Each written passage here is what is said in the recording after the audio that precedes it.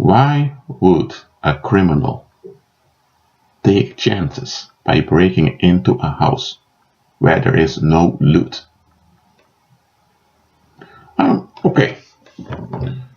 When you take a view at crime, I'm not talking about going deep into the criminal world. When you look at the statistics, when you look at investigations towards crime, where crime happened, who were the convicts.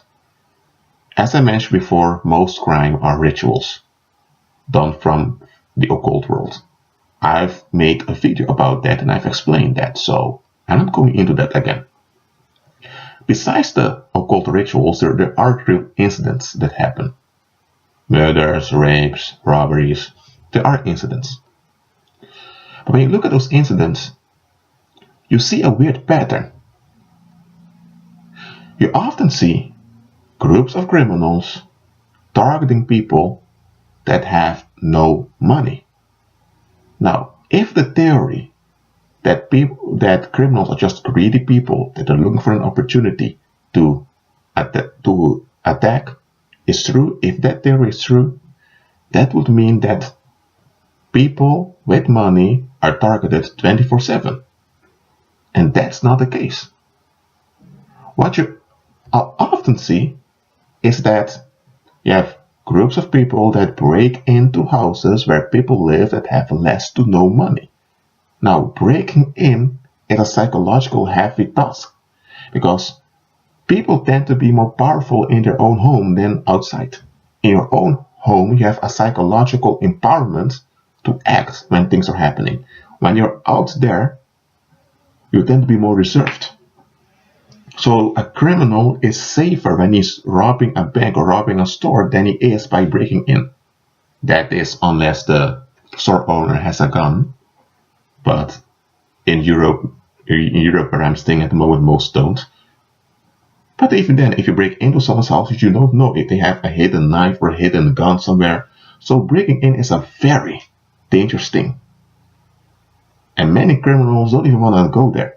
But those that do, why aren't they breaking into other criminals who have money or with others?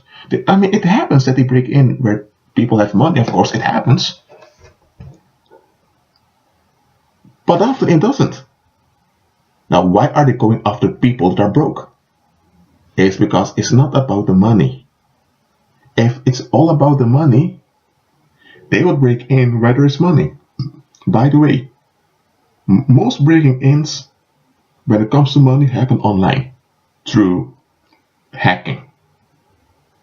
I mean, the time that criminals went to a bank to blow up the safe to get money out of it, those times are kind of over. It does happen once in a while. Most of the breaking-ins financially happen through hacking because most of the money is transferred online. So if criminals are really after money, they will go with the flow and do it online. But they're not. I'm talking about those incidents. Those that commit those incidents, they're not after money. They want validation. That's why they choose easy targets. Because after they've committed a crime, they get the validation they did something, that they are important. It's a psychological issue. That's why you have thieves that break into houses with nothing to gain in it. And often they get accidents, or they get caught on camera, or they break an arm, or they get sudden surprises. And you may even ask, are these criminals retarded? I'm telling you, they're not retarded because their brains work perfectly. And the thing is, we didn't understand what they were after. Now, I just explained to you about crime, about those incidents. Most of them are the results of people who are desperate for validation. That's it.